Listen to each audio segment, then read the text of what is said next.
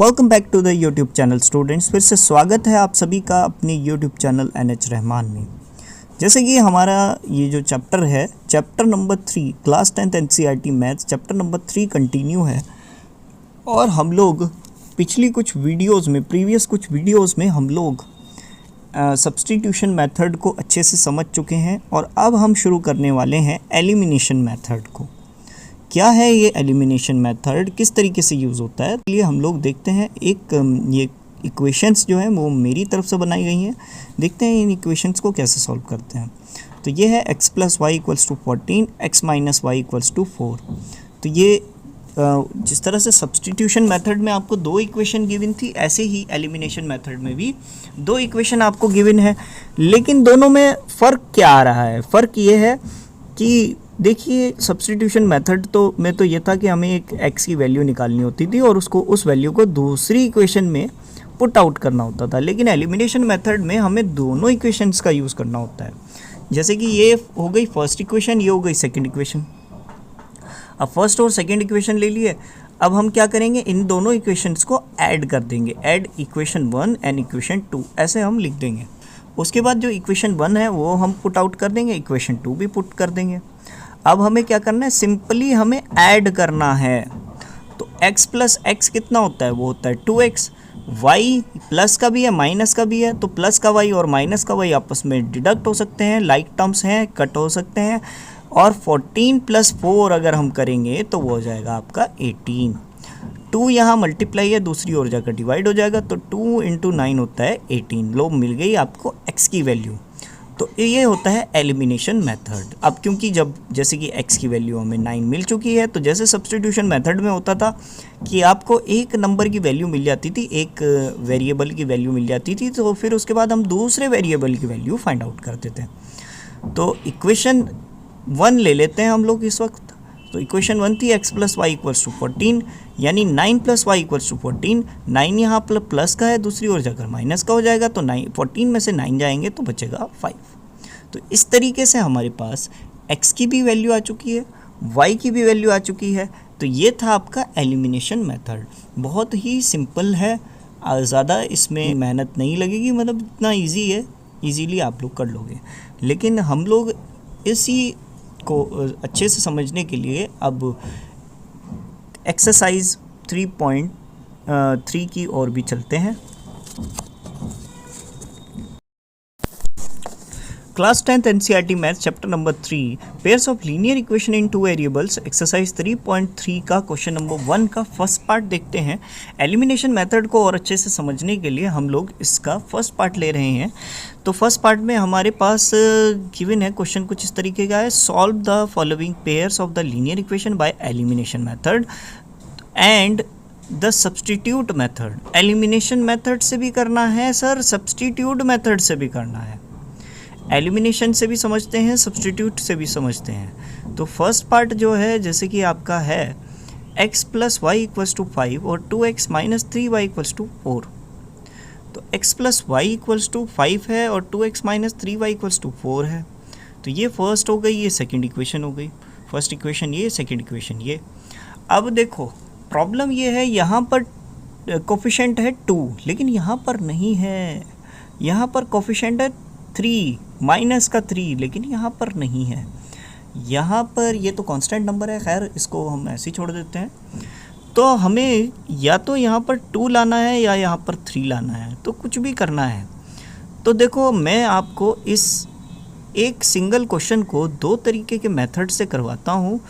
Elimination method में ही दो तरीके से करवाता हूँ, ताकि आपको बात और अच्छे से एलिमिनेशन मेथड की समझ में आए। तो हम क्या करते हैं, 2 से मल्टीप्लाई कर लेते हैं। Multiply by 2 in equation 1 both side, ऐसे हम लोग एक स्टेटमेंट डाल देंगे।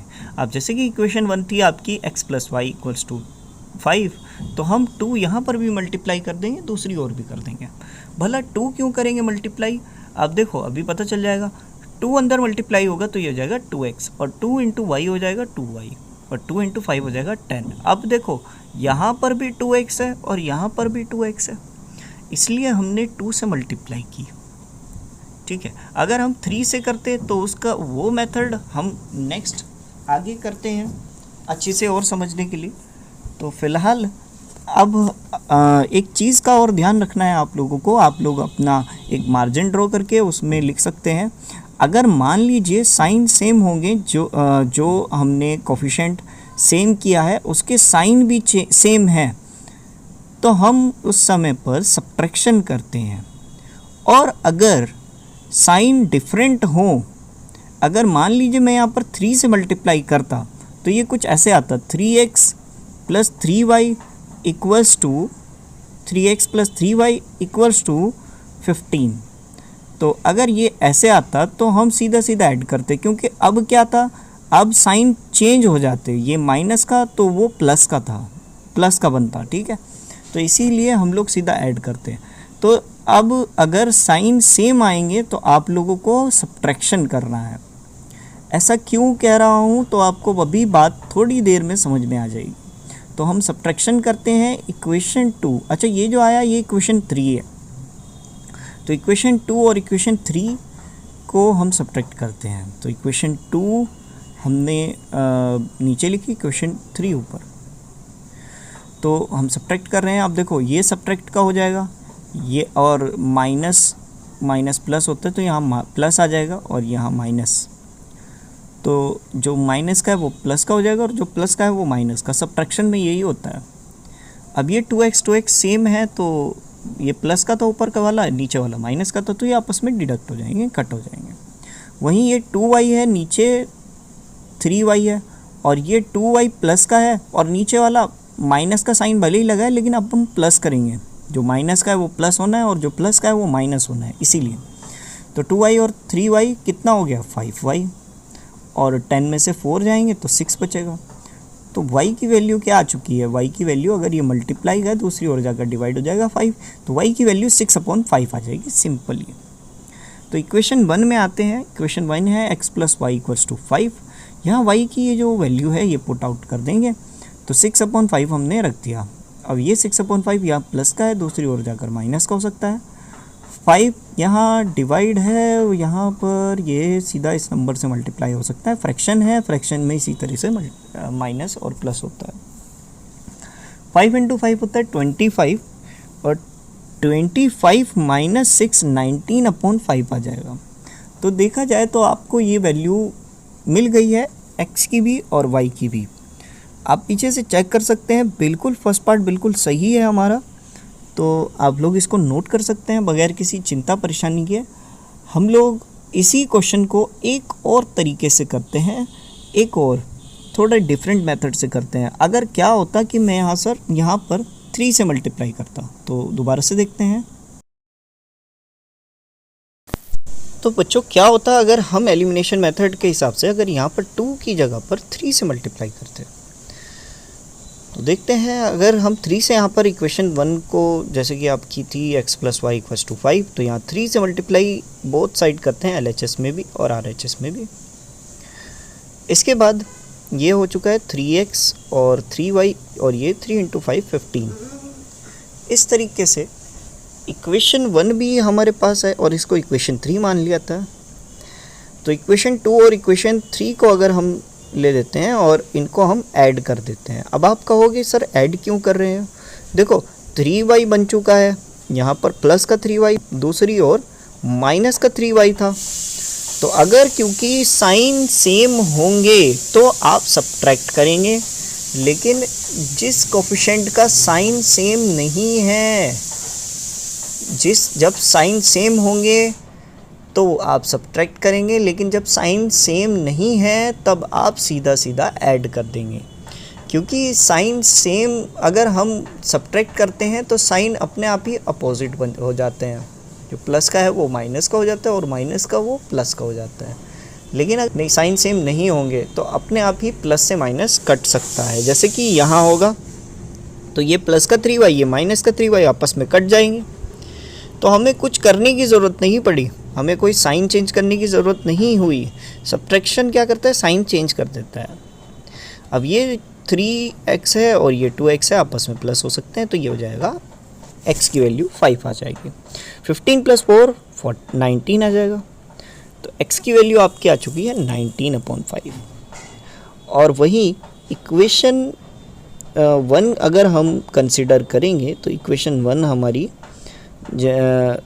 जो कि थी x plus y equals to 5, तो 19/5 प्लस वाई इक्वल्स टू 5। 19/5 यहाँ प्लस का है, दूसरी ओर जाकर माइनस का हो जाएगा, और ये 5 से 5 मल्टीप्लाई हो जाएगा 25 में से 19 लेस हुआ तो ये आ जाएगा 6, और 6/5 वाई की वैल्यू आ चुकी है।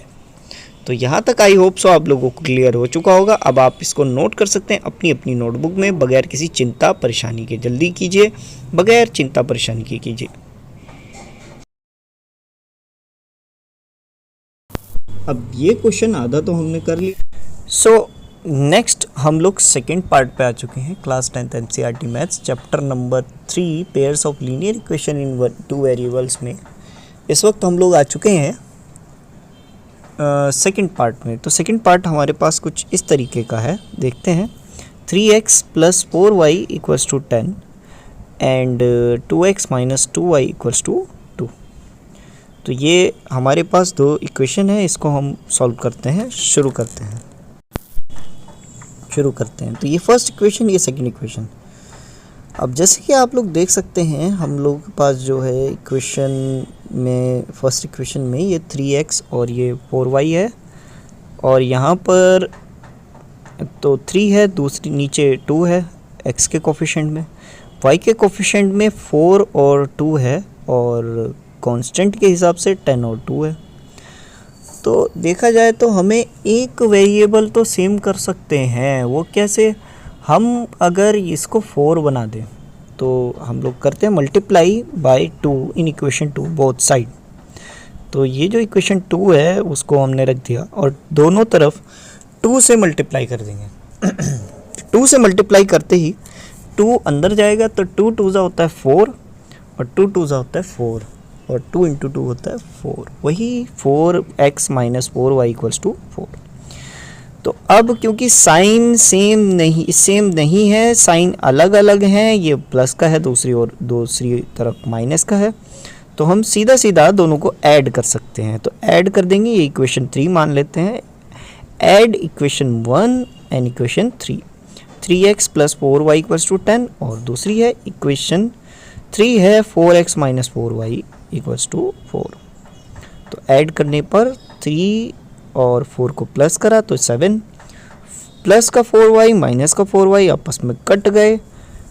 10 प्लस 4 14 होता है, 7 यहाँ मल्टीप्लाई दूसरी ओर जाकर डिवाइड हो गया। 7 1 7, 7 इंटू 2 14 हो चुका है। तो ये x की वैल्यू आपकी 2 आ चुकी है। तो अब इक्वेशन 2 रखते हैं। इक्वेशन 2 में हम लोगों को अब y की वैल्यू निकालनी है, तो ये put x equals to 2 in equation 2। तो 2 इंटू 2 होता है 4 माइनस 2y, ठीक है, इक्वल्स टू 2। 4 यहाँ प्लस का दूसरी ओर जाकर माइनस का हो गया। 2 में से -2 चला गया तो माइनस का 2 बचता है।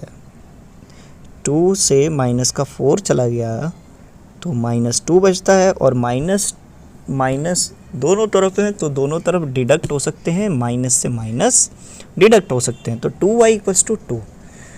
अब ये भी सीधा डिडक्ट हो सकता है, आपस में डिवाइड हो सकते हैं, तो 2 से 2 को हम कट कर देंगे तो y की वैल्यू आपकी 1 आ सकती है। तो x की वैल्यू आपकी 2 आ गई और y की वैल्यू आपकी 1। तो ये था आपका सेकंड पार्ट। अब इसको सब्स्टिट्यूशन मेथड से आप लोग कर सकते हो। देखते हैं सब्स्टिट्यूशन मेथड में किस तरीके से इसको सॉल्व कर सकते हैं। तो elimination method I hope so आप लोगों को क्लियर हो चुका होगा कि कैसे करते हैं।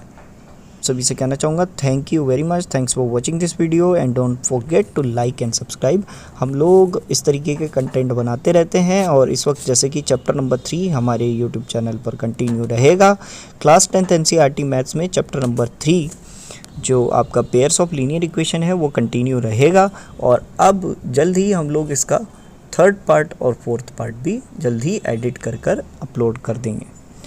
तो तब तक के लिए थैंक यू फॉर वॉचिंग, और अपने फ्रेंड्स के साथ इसे शेयर करें ताकि वो भी इस तरीके की वीडियोस से और अच्छे से कुछ सीख सकें और एग्ज़ाम में अच्छे मार्क्स ला सकें। तो thank you very much, thanks for watching this video and don't forget to like and subscribe.